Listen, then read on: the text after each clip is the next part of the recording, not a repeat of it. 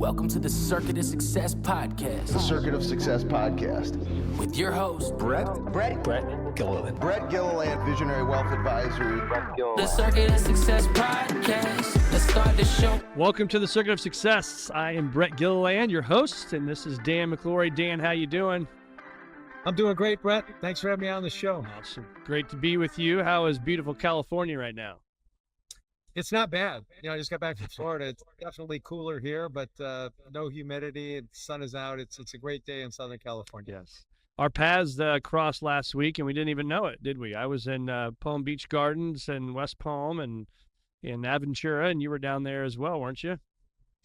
Yeah, we've got an office in Boca Raton, but Okay. as you know, especially in financial services, it's like all of New York has decided to move to Southern Florida.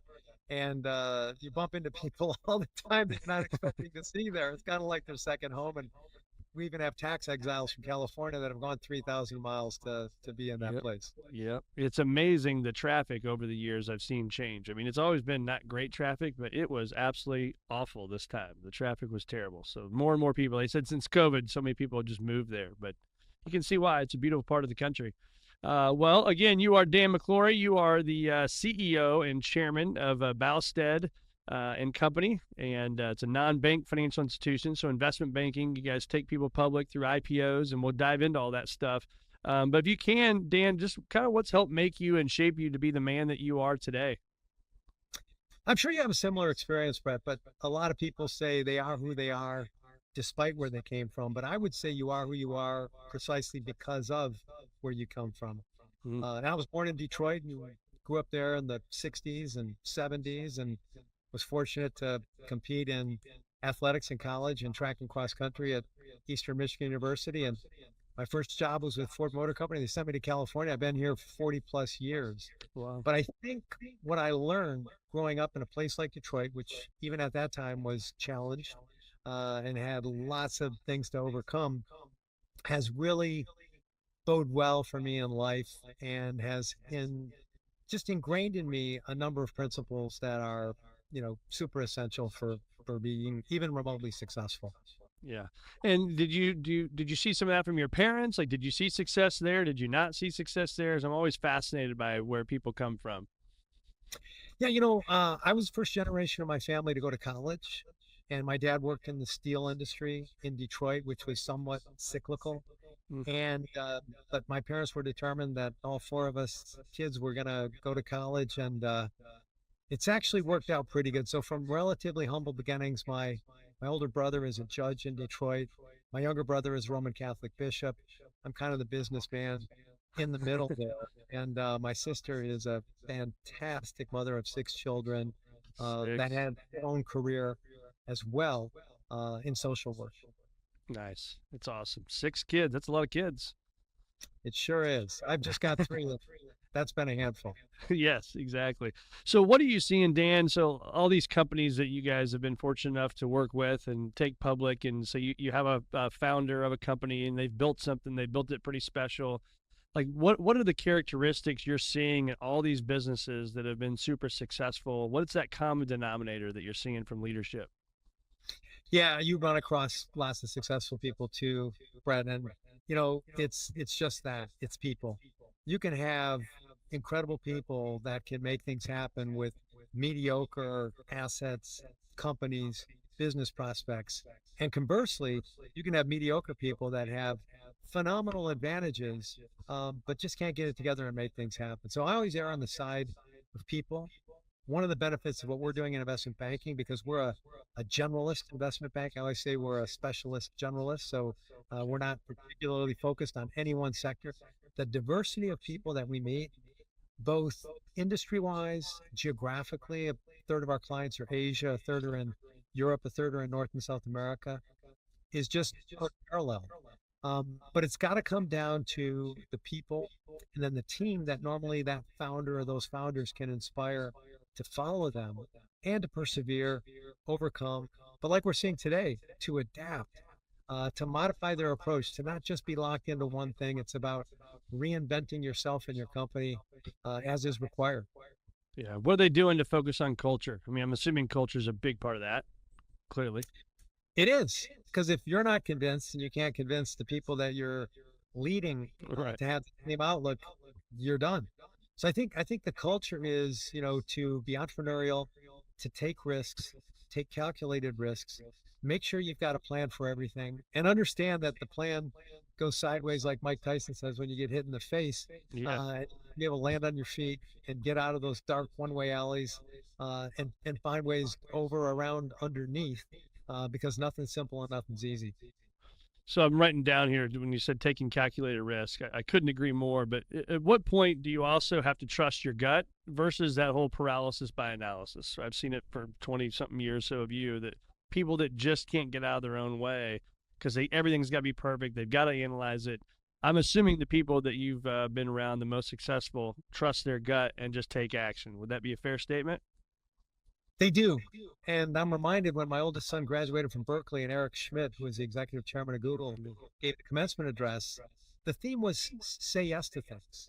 Yeah. There's only two things you can't decide in your life: when you're born, and as in who your parents are, and when you graduate from college. But you don't get anywhere by saying no. You got to say yes to things. It's how you get your first job, get married, move across the country, get your next job, have children, buy a house, all these things. But if there's one takeaway today, it's that there is a lot of, to use your word, over analysis instead of just doing things. And I think about that famous line from Bob Seger and Against the Wind, I wish I didn't know now what I didn't know then. Hmm. I'm really glad I didn't know a lot of things at the time. Otherwise, I wouldn't have done them. Right. I would have been held back and said, this is never going to work. But instead, it's like, let's do that. Yeah. Yeah, you're so right, aren't you? I look back at my career and there's certain things I'm like, whew, man, if I knew that, I don't know. This was hard, but we come out on the other end. And so when you hear that and you think about that stuff, if this is being hard, like what actions did you take kind of day in and day out, looking back over your, very successful career? What are the no miss items that were happening for you? Yeah, well, let me just set some things straight, though. I always say it's only taken me 20 years to become an overnight success. So we all have our ups and downs and our extended time periods that it takes to get things done. And no one is 100% successful, not in baseball, not in business, not in life. So it's knowing that you can land on your feet. It's knowing that there's always a backup plan, even that backup plan is only you and perhaps the key people in your company. But there is nothing that you cannot overcome, whether it's a bankruptcy, whether it's a market correction, whether it's the loss of a key client, a key employee, whatever it could be. There's always tomorrow. There's always a way to address it. And the people that think that they're sort of one and done, that's a really tough life to be in. This is not to say that you or I haven't faced challenging times. We all have. But knowing that there's always a way to get to where you want to go. It just takes time and effort and being adaptive. Yeah. I like to call it boringly consistent. It is, I don't know about for you, but for me, it's literally the same thing every day. I put my bag in the same spot in my office. I go get my water. I come back and get my journals out. There's this process that I've just followed for years to be boringly consistent.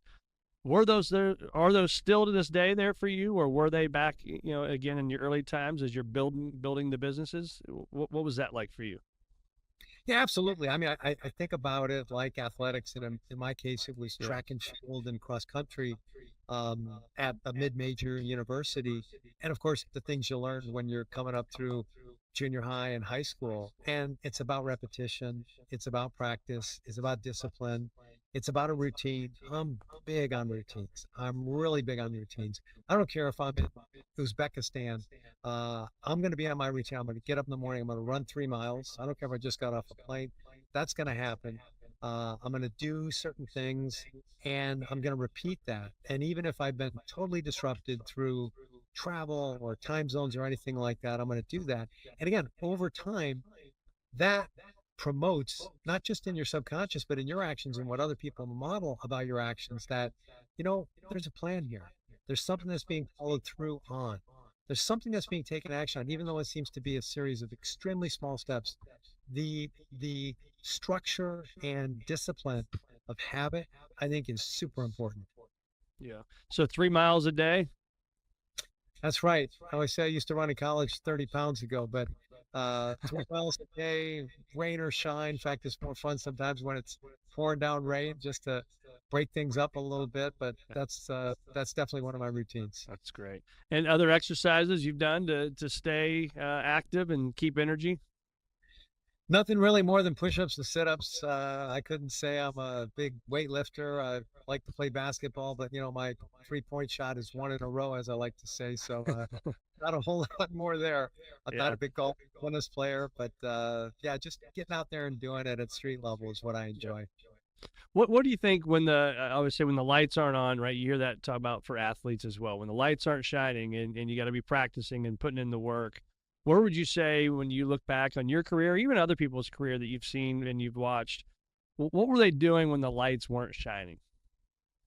Positive self-talk. Knowing and understanding that you can get through this and you can make things happen, and having all those influences, whether it's God, whether it's your family, whether it's your colleagues, whether it's your attitude at the end of it all, but really never allowing yourself to get down. Don't get depressed. Don't think it's not able to be overcome. It is. You can. So I think reinforcing that, and even though you have good days and I have good days, and you have bad days and I have bad days, and there's all kinds of minutia and detail to put up with that maybe isn't so stimulating and invigorating. But back to your comment about process and habit, those are all the steps on the way to getting big things done. It starts with getting the small things done. On that self-talk, did you have a mantra or did you have a card? Like I've had different cards throughout the year. I keep in my journal with me and I'll read them myself, right? Things that who you are becoming and these little sayings. Did you have that stuff? Was that important to you? What was that like to build that self-confidence? Yeah, it was super important. Brett, it's really interesting you mentioned this. So, when I was getting my master's degree, I had a 5th year of eligibility at Eastern Michigan University in cross country and track. So I got a master's in language and international trade. It was something that I could bang out in about 10 months. And I did a project. It was actually from the English department, and I did a compilation of quotes. It's called Motivating Athletic Performance, and I've republished it a couple of times. But at a very young age, I started collecting quotes, and I categorized them, and I put them in different topics: overcoming adversity, motivation, discipline. And over the years, I've added to them. I love a greatly turned quote. I mean, Me it can too. set me off, and it just epitomizes maybe what you're going through at the moment, what you need to keep going, and how you can inspire others. Yeah. So favorite quote, what is it? Well, I think I used it at the beginning of the show, and it's you aren't who you are despite where you come from. You are who you are precisely because of where you come from. So never overlook all your experiences. Never overlook the value of anything: failures, successes, background, upbringing, um, business transitions that you've been through, family events, all those things. That's what's made you who you are. You're a unique person. You got a unique skill set. There's only one Brett. There's only one Dan, and we can go out and do great things. Yeah. One of one, right? We are one of one. But I think Yeah. sometimes it's hard when that person that maybe is listening to this that isn't in that positive mode maybe right now. Maybe they've had a bad run. Maybe their job, quite frankly, just sucks and they don't like it, or having some tough family times. Like what's that pick me upper that you would tell them, and that first step, because there's going to be 100 steps to getting back, but what's that first step for them to kind of help pick them up off the floor and help them get going? Well, first of all, I make reference to the fact that if not for the grace of God and certain turns of events, I could be you and you could be me right now. Yeah. So maybe you're looking to me for advice, but I'm going to say this: if this situation was turned around, I'm convinced you would be doing the same thing for me. So first and foremost, and I don't just say that, blindly. I say that with meaning and intention, because somebody could tap you or I on the shoulder. Everything we have could go up in flames or sideways or get turned around. Yeah. And who knows, how those roles will be reversed. So what I say is this could be me. And by the way, you're going to do this for somebody else someday too. So just remember that. We're going to have this conversation. You're going to get things back on track, but you got to commit to having this conversation with somebody else who needs exactly what you're going to benefit from now. So again, not to be arrogant, to always be humble, to always know that, we're not really in control or in charge of anything. We can just sort of control those number of things that are controllable. But letting a person know, you're going through an issue, you're going through a phase, you're going through a time. That could be me tomorrow. Right. This could be helping somebody out next year. Yeah. So to use a quote that I read years ago that I liked was, "Not all readers are leaders, but all leaders are readers." I think it was Henry Ford up there in Old Michigan that said that. And so when you hear that, how big of an influence, I see a lot of books behind us there. How big of an influence has reading been in your life? Yeah, I love reading. I mean, it's something I've been doing since I was a little kid in Catholic grade school. And I've just, over the years, I mean, just there's so much to be learned from reading. And I especially love biographies and autobiographies. Understanding what makes people tick in their own words and other people's words. And there are so many prolific and inspiring biographies out there. I just can't get enough of them. So Yeah. reading is essential.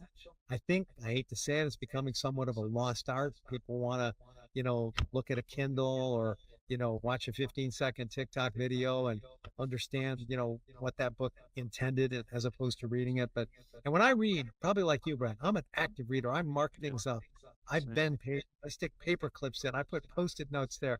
I pull out quotes and put them on the cards like you're talking about, to be able to just call that knowledge and inspiration. And it's so compelling when you're reading about a real person and what they actually did. Yeah. Yeah, it's funny you say that. I started recently.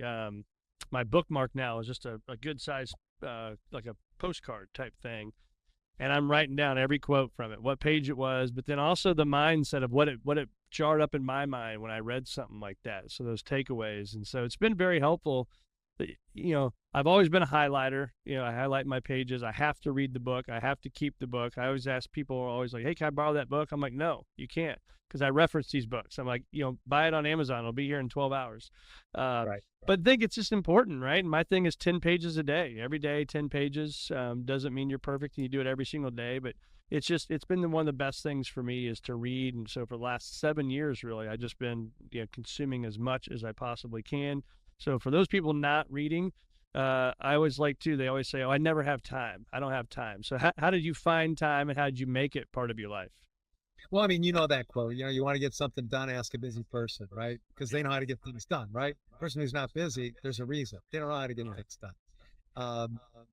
The other great quote about time, because I'm a stickler on the written word as well. And I don't like it when people are sloppy and everything else and they abbreviate just because it's email or whatever. There was that President Dwight Eisenhower famously responded to a letter that he got in his office, and he said, "I'd write you a shorter letter, but I didn't have the time." And writing a shorter letter, being concise, man, that takes talent. That takes skill. Yeah. Anybody can wander off for an hour and ramble, and write single paragraphs out. But for you to grab somebody, whoa, you really got to think about it. So, I mean, I think you've got to be able to express yourself in writing. You've got to be able to absorb and read, and then take that and do something with it. Send it on to other people, share it, talk about it. And, I hope there's a resurgence in reading and writing. Yep. Amen to that. Talk about this soccer club, this soccer deal you got going on. I thought that was really cool, doing my research and seeing that and what you've built there and the love of soccer. My kids all play soccer and absolutely love it. So talk a little bit about that if you can. Yeah, it's super. At Boustead, we specialize in small cap IPOs, companies usually in the $50 to $200 million market cap range, and we list them on NASDAQ or the New York Stock Exchange, in some cases European or Asian exchanges. And along the way, we've got about 50 of those that we're working on with our clients right now. That's 50. And this is kind of a nuclear winter of capital markets. It's a really challenging time. I know your followers and listeners and viewers are probably more than familiar with that. But about a dozen of those companies that we're taking through the IPO process, myself and my partner, Keith Moore, who was my college roommate, my track and cross country teammate, and the former president of Activision along the way. He and I are principals in about a dozen of those companies. And one of them is called Brera, B-R-E-R-A, and the ticker is B-R-E-A on NASDAQ. And it's the first Italian football team to list in New York. So nobody had done that before. And this was initially an amateur team that we used as a platform acquisition. We've now bought 5 other teams, 4 football teams, one in Mozambique, one in Mongolia, one in North Macedonia, and a women's professional volleyball team in Italy. It trades on NASDAQ. We're about to conduct a material acquisition for a team in their second tier of soccer called Serie B. And I put together a transaction just a couple of weeks ago to buy out my co-founders and partners so that I'm the largest shareholder. And we have a really good management team that's moving things forward. And we've just seen like so many new areas that you've diversified into, Brent, in your career, that getting out there first and providing public ownership of what are normally small, closely held interests in huge sports teams is super in demand. It's really, really in vogue. It's called MCO, or multi-club ownership. So we're going to keep moving in that direction. One of my partners and co-founders is Chris Gardner, who, if you saw the movie with Will Smith, The Pursuit of Happiness, about the homeless African-American man trying to become a stockbroker in San Francisco. That's Chris Gardner. He's one of our founders. He became an incredibly successful stockbroker, built and sold his own firm, and now is doing interesting things like our Brera football team together. That's so cool. So people can go on there and buy some of that stuff, and then they are, quote unquote, owners of a football club. In our case, multiple clubs. Yeah, the whole term that's been coined is called MCO, multi-club ownership. And yes, they have an interest in all those various clubs. And as we've bought certain clubs, we've seen an influx of investors from certain geographies and with certain backgrounds because, they want a piece of their team. Yeah, that's awesome. And people love their sports, don't they?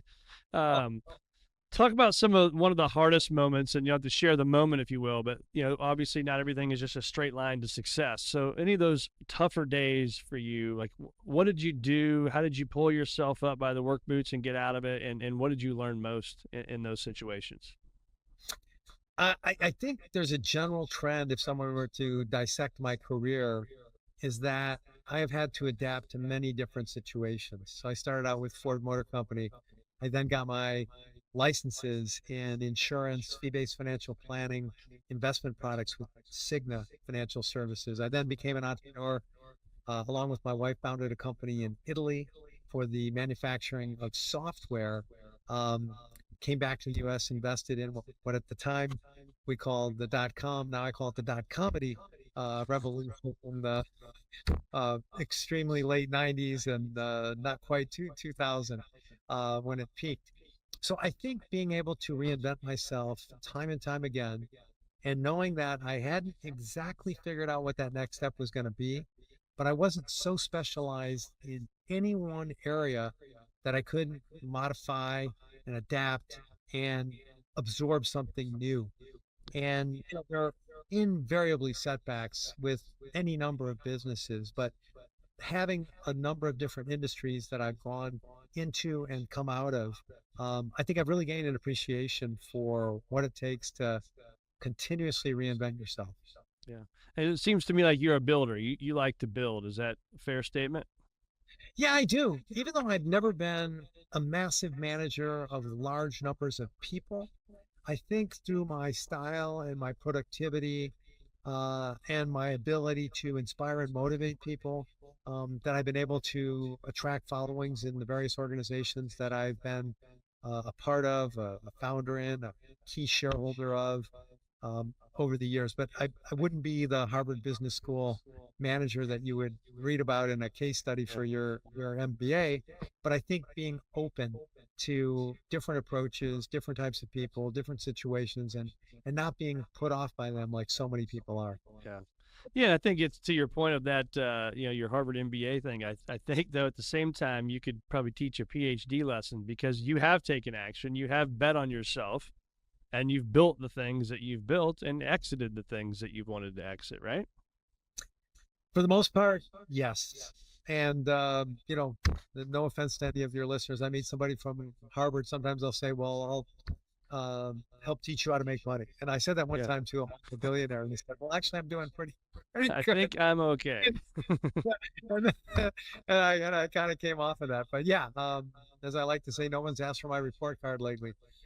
So anyhow, but you can be what you want to be from a variety of different backgrounds. Yeah. So you hear the quote here, you see it on my microphone, helping you achieve a future greater than your past. So when you hear that, helping you achieve a future greater than your past, what comes to mind for you? So having a strong and firm definition of what you want to accomplish. If you can't say it, if you can't write it, how are we ever going to achieve it? So I think first and foremost, inventorying what those things are. What is important? Where do you want to go? What's next?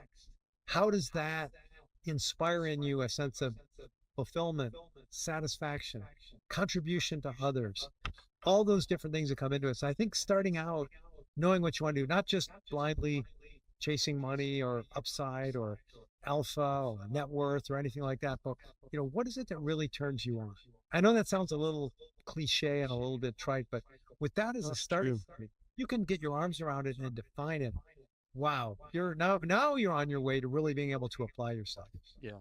It's the old saying, when you know your why, anyhow is possible, right? I mean, the clearer you are on your vision and the thoughts of where you're going in life, well, okay, now I know. That's like if I just gave you the keys in my car and said, here, go get in, and you just start aimlessly driving. And I think people sometimes can do that in their life, right? They get in. But the guy that gets in or the gal that gets in and types into the GPS system exactly where they're going, they're going to get there, right? It's not aimlessly driving. It's just like, so why would we do that in our own lives? So when you hear the word fear, how many of the words, and not words, but how many of the things that have happened in your life, the fears we put in our mind, how many of them have blown up to the magnitude you put them in your mind to be?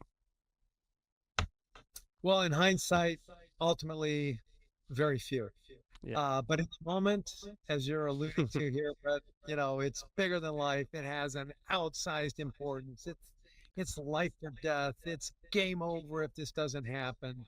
So, having the, first of all, definition of purpose that you just alluded to, but then the clarity of mind, which is really tough, right? We've all been hit the forehead with a baseball bat, so to speak, and had to figure out, oh my gosh, what am I going to do about this? But just trying to have that clarity to rise above it, to exhale, to think about it, to sleep on it, to wait 10 minutes before you pick up the phone or send the email and go nuclear when maybe that's not the right thing to do.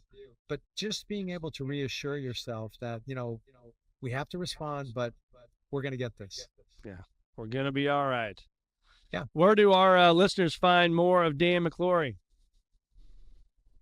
Well, there's always my LinkedIn presence. I'm not a massive social media person, but I'm on LinkedIn. That's where I do most of my postings. And, we have a CRM tool. There's probably 100,000 people to our firm.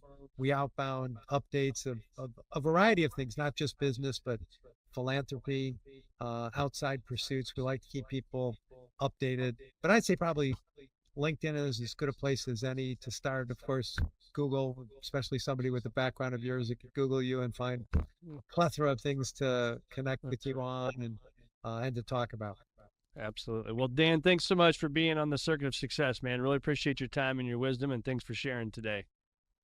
You are welcome. I really appreciated your stimulating questions and background, and hopefully this is of interest and beneficial to all your followers. Absolutely. Thanks so much, and hang with me here.